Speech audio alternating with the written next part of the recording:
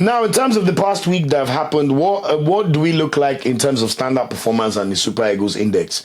You know, we have 2 more rounds of football to come in terms of club sides. This week coming November 1st and November 8th.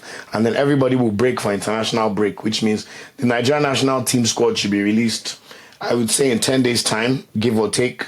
Let's just put that kind of break. So who's looking like they could make the Super Eagles squad, or who's really performing well to maintain their spot? So Super Eagles Index for this week, who's hot? I mean, we have to start with our most important player, Victor Osimhen. He scored 2 goals in the Champions League literally on Wednesday against Bodo Glimt. Fantastic goals. If you see the way he pressed the goalkeeper and their defenders, he literally forced them into 2 mistakes and profited and scored 2 goals from them. Even the 3rd goal that Galatasaray scored, it was Osimhen's press and he stole the ball off the defender, laid the ball off to his teammate, who played the shot on goal and then managed to score the rebound. So when you just talk about exceptional performances, he now has 3 goals in 2 Champions League matches so far, and Galatasaray have won both of their games when Osimhen has played in the Champions League. Their first game against Frankfurt, which they lost 5-1, Osimhen did not play and they got thrashed. So it lets you know how important this man is. He also scored a goal over the weekend as Galatasaray beat Gotsepe 3-1. Fantastic goal again. Yet again, he made the goal out of nothing by pressing the defense and the goalkeeper. Stole the ball, dribbled the goalkeeper and put the ball into the net. Even the 3rd goal that Galatasaray scored, it was Osimhen's walking. You know, from his shots, he first headed the ball and then Icardi managed to score the rebound. So when you talk about all-action midfielder, all-action striker, best player that's doing everything he can for club and country to get to the objectives that they have for the season, nobody is doing more than Victor Osimhen, in my humble opinion. I mean, that's now 6 goals in his last, 3 games for club and country, basically. Like, this is unheard of stuff. We have a superstar in this player, so please stop taking him for granted. I always tell you. He's now just 8 goals behind Rashidi Yekini and looks on course to smash that record. You know, it could even happen at AFCON, depending on how many goals he manages to score and how many he manages to score in the playoff games that we're going to play in November against Gabon and then hopefully against DR Congo or Cameroon. So please stop doubting this our superstar. Ultimately, without any shadow of a doubt, he is hot and the hottest striker we have, hottest player we have, and we know he will be in the squad for the November games and AFCON as long as he stays fit. He's the number 1 player in our squad list. I just listened to an excellent interview Eric Shell did with Shego Degbami, shout out to our legends, where he was talking about even the captaincy group, mentioning that Chustekog, Wilfred Ndidi, Moses Simon and Victor Osimhen are his own captaincy group and people that he consults for any questions or things he wants to relate to the players initially about the Super Eagles. So, like I said, Osimhen should be the next captain, but it's already good to hear even Eric Shell mention his importance to the national team. So, no qualms there, and really good to hear from Eric Shell as well about who he's been watching and favoring. Now, another player who I think needs to be on the radar of Eric Shell or even needs to be called up for the next World Cup qualifiers is Ebenezer Akinsanmiro of Pisa. He's currently on loan from Inter Milan. He's on a season-long loan. Pisa have an option to buy, and Pisa over the weekend drew 2-2 against AC Milan. Akinsanmiro assisted the 2nd goal for Pisa with a fantastic lobbed through ball, which went to Mbala Unzola, who's an Angolan striker who slotted the ball in just before 90th minute. We even thought they would win the game, but unfortunately AC Milan found an equalizer in stoppage time. But anyway, if you don't know this guy, please, I'm begging you, follow Ebenezer Akinsanmiro. Don't say we not tell you now. This is a player that is already showing enough workings to be in the national team. You know, a few weeks ago, he was in man of the match in one of their games as well. So he's definitely taken to Syria like a dog to water now that he's getting games and playing 90 minutes regularly. He never gets substituted. He plays every match and has been playing really, really well, especially in the last few weeks. So this is a player that we really, especially when you look at the profile he has, midfield is a place that we can do with a few more players, and he can also play as a box-to-box and also play as a defensive midfielder. You know, pretty good through the lines as well. So this is a player that we should be looking to bet into the national team as soon as possible, in my humble opinion.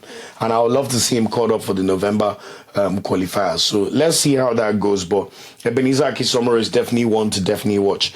Also, a player who's looking hot ahead of the World Cup qualifiers is Chidozie Awaziem. He played the full game on Friday night as Nantes went away to Moses Simon's Paris FC side and beat them 2-1. He was named man of the match for this game as well. Initially, I thought he was unlucky to have missed out on the Super Eagles squad selection for October in our games against Lesotho and Benin. But thankfully, watching the interview Eric Shell did with Odegbami, he actually clarified that Awaziem was injured, which is why he was not called up. And he mentioned that he actually went to watch this match on Friday, where Awaziem was the man of the match for Nantes. And he specifically spoke about how good Awaziem is and how Awaziem should be brought back into the national team. But of course, he needed to adjust back to, because he only moved to Nantes in the summer. So he was settling back into a new club back in France, which he's played in previously. But it was really, really refreshing to hear how closely our Eric Schell is following these our players and also deciding on who needs to come. Because to be honest, when you look at our right back situation with Aino injured and Osai Samuel not exactly playing the best for Birmingham right now.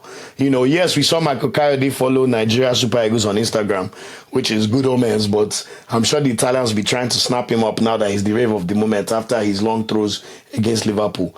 But we need better coverage at right back, because I would probably say I would trust Awaziem better at right back, you know, just because of his defensive nous.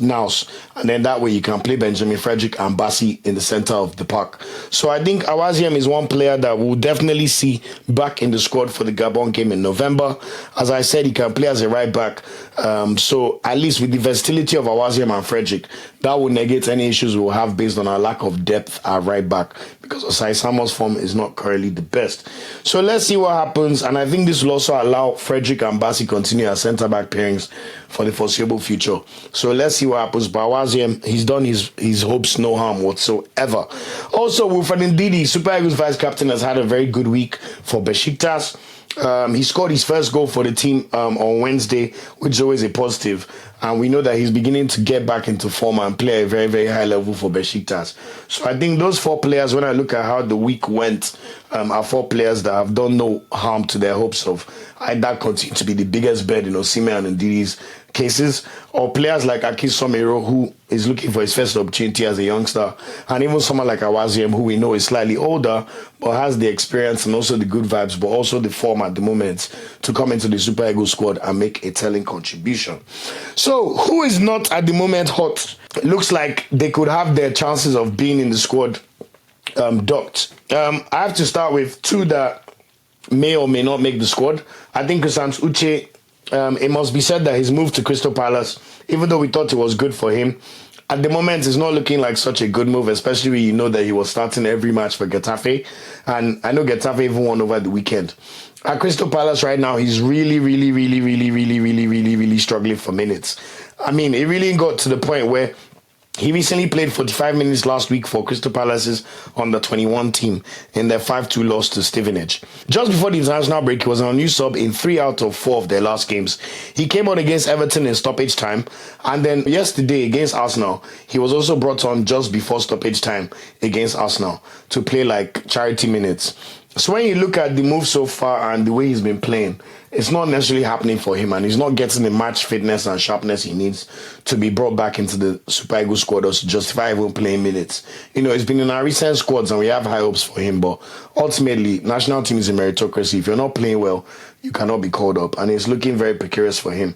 Hopefully, the tide can turn for him, because we know how talented of a player he is. And I actually think he will fit Crystal Palace very well in terms of their physical football. You could see the strength he even has. He had one action where he crossed the ball to David Raya to catch. But if you see the way he bodied like 3 of our players, you can see his physicality, and that's something that should stand him in good stead in the Premier League. But right now, it's not happening for him.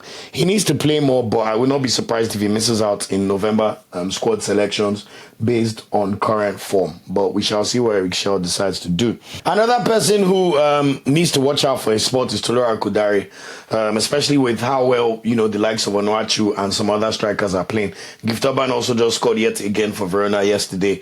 So Tolara Kudari at the moment, it looks like he's clearly the second striker for Wolverhampton. What even makes it worse is the fact that their starting striker, Strand Larsen, is not necessarily scoring goals unless it's penalties. Wolverhampton have not won any game out of 9 games. It's one of the worst starts we've seen from a club in the Premier League ever. And Aro Kodari keeps coming on for charity minutes, last 10 minutes, last 5 minutes. And for some reason, they keep conceding goals when he's on the pitch. So that doesn't necessarily help. Obviously, I'm not saying it's his fault because he's an attacker, but we're not yet seeing the progress or, you know, the good performances that we would have expected from someone like Aro Kodari coming into the Premier League.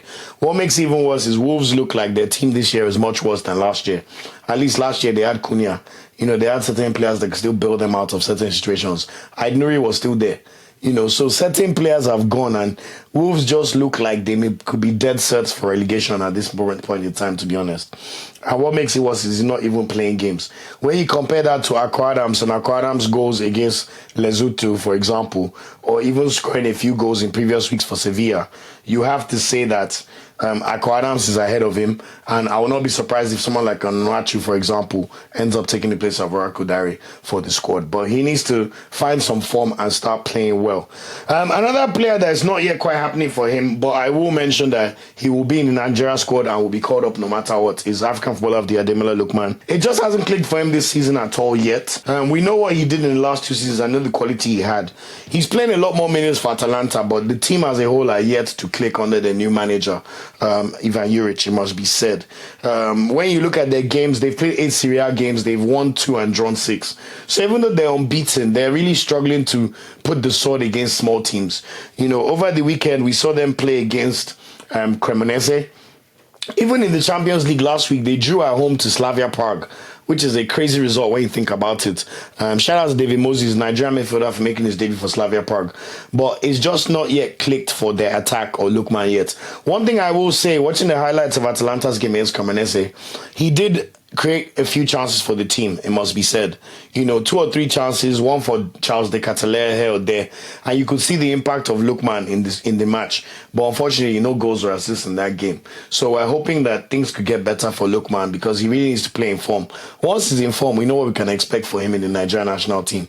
But at the moment, his season has just not yet ignited. So that's one to watch at the moment. So those are a few players I just wanted to call out in terms of the Super Eagles index of what we've seen so far.